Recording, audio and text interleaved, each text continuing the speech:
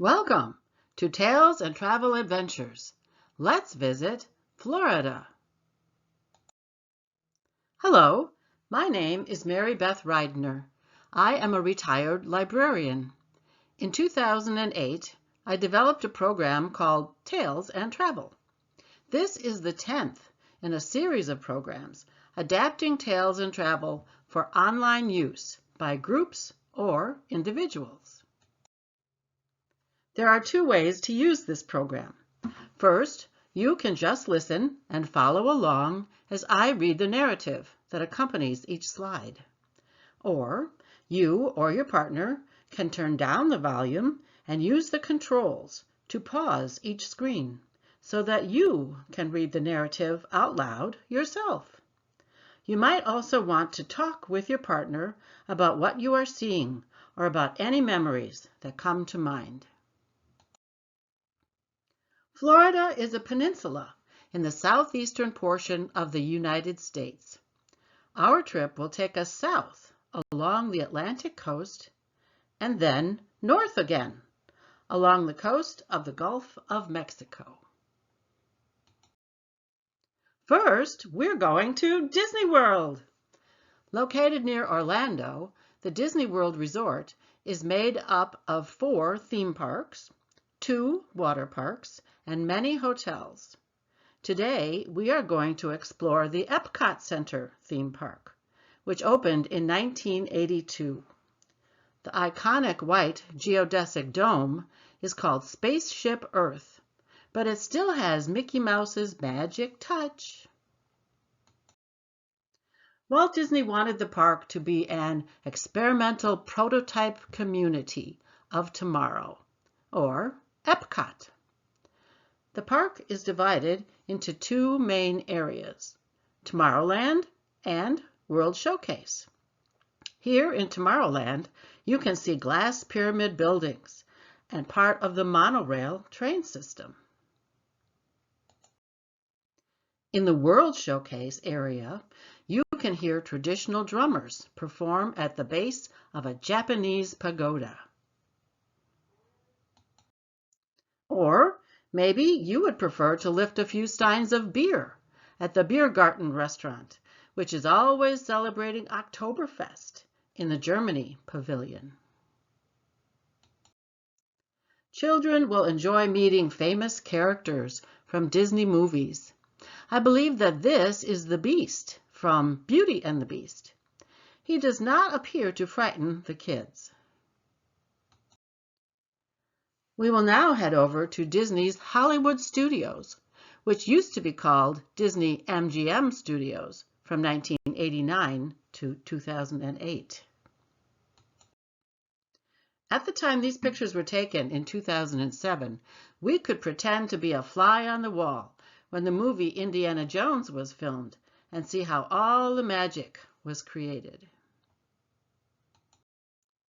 We can also have our picture taken on the steep hillsides of San Francisco, or with a stormtrooper from Star Wars. Oh, the magic of movies. It's only about an hour's drive from the fantasy of Star Wars at Disney World to the reality of space shuttles at the Kennedy Space Center at Cape Canaveral. Inside the Apollo Saturn V Center, you can walk under one of the 363-foot-long Saturn V rockets, like those that took astronauts to the moon. You can see how big the Saturn V engines are compared to the people standing under them. Here is a test unit for a lunar rover, like the ones that were left on the moon during the Apollo 15, 16, and 17 missions in 1971 and 1972. It could carry 2 astronauts and go at a top speed of 8 miles per hour. Our bus tour takes us past the NASA Vehicle Assembly Building, built in 1966. Inside, giant cranes help install parts such as rocket boosters and fuel tanks.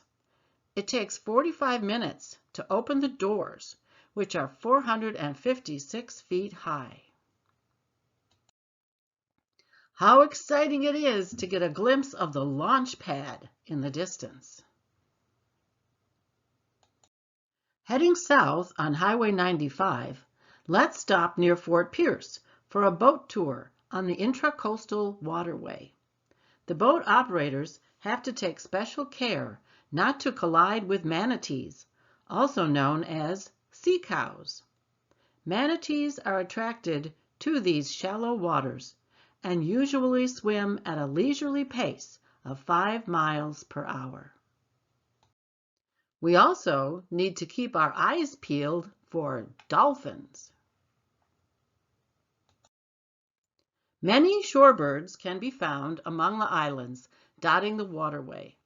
Great numbers of large white birds, like these, find places to roost for the night among the trees. At the nearby Oceanographic Coastal Center, we can take a walk through the mangrove swamps. And later, we can feed the stingrays. They are safe to touch. They only sting when they are burrowed under the sand and someone steps on them. After a quick stop to check out South Beach in Miami, we will pick up US 41, better known as the Tamiami Trail. This 2-lane road will take us west across the Everglades to the Gulf Coast, where we can check out the beaches of Marco Island. As we travel north on US 75, let's stop in Fort Myers to visit the winter estates of Thomas Edison and Henry Ford. Edison built his home, called the Seminole Lodge, in the mid-1880s. In 1916, Ford bought the adjoining property and built his own bungalow estate called the Mangoes. The grounds also include one of Edison's laboratories, as well as a museum featuring early Ford vehicles, such as this 1919 Model T. This touring car, with a fold-down top and open sides, sold for $450 and has the gas tank under the front seat. Traveling north again, let's stop at the Myakka River State Park for a scenic ride on the Gator Gale airboat to look for wildlife, like alligators and little blue herons. The park is one of the oldest and largest parks in the state. It tries to preserve scenes that Native Americans and Spanish explorers might have seen as they traveled the Myakka River. The park's canopy walkway is suspended 25 feet above the ground. If you are very adventurous, you can climb the 74-foot tower to see over the tops of the trees. We continue driving north until we get to Sarasota and its beautiful bay. Let's take a walk through the Marie Selby Botanical Gardens, located right on the bay. More than 20,000 plants are cultivated and displayed in the gardens. Here are some of the stunning flowers that we can find at the gardens. They include bromeliads, orchids, and birds of paradise. We can also find giant banyan trees that dwarf the people standing under them. Older banyan trees have aerial prop roots that let the tree spread over a wide area. Let's take a few moments to watch sailboats get ready to race across Sarasota Bay. The bay is actually a lagoon separated from the Gulf of Mexico by several barrier islands called keys. Back on the road, let's stop at Homosassa Springs Wildlife State Park. Here we can get a safe close-up look at local wildlife, such as manatees on the left and alligators on the right that are sunning themselves behind a fence. The park is also home to many flamingos. The name for these long-legged wading birds comes from the Spanish word for flame-colored. One famous resident is Lucifer the hippo. At 61, Lou is the oldest living hippopotamus in captivity. We are on the final stretch of our Florida tour, having reached Fort Walton Beach in the Florida Panhandle. Creatures fishing off this pier include not only people, but also this amazing heron standing on the rail. He seems unafraid of the people around him. It's time to say goodbye to Florida's amazing beaches that are enjoyable both day and night. Let's sing the state song of Florida, which is Old Folks at Home. It is also known as Swanee River. The actual Suwannee River runs through the northern part of the state before it empties into the Gulf of Mexico. The song was written by Stephen Foster in 1851 and became the state song in 1935. I will play the melody on my flute, and you can sing along using the lyrics on the following two screens.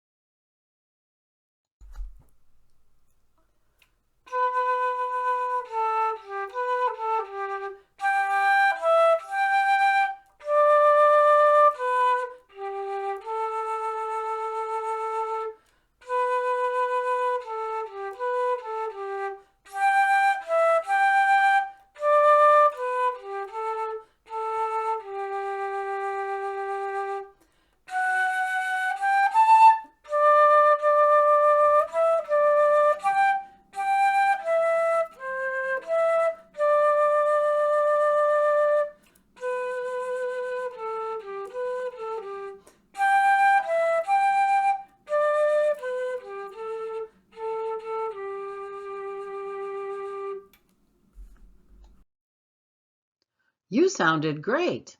If you want to sing the song again, just rewind the recording back a little way.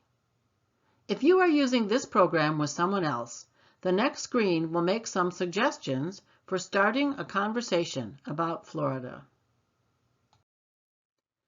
Have you ever visited Florida? Do you have any family or friends who live in Florida? What do you think of when you think of Florida? The weather, vacations, beaches, wildlife, anything else? This is a free word search puzzle that you can find online at this link.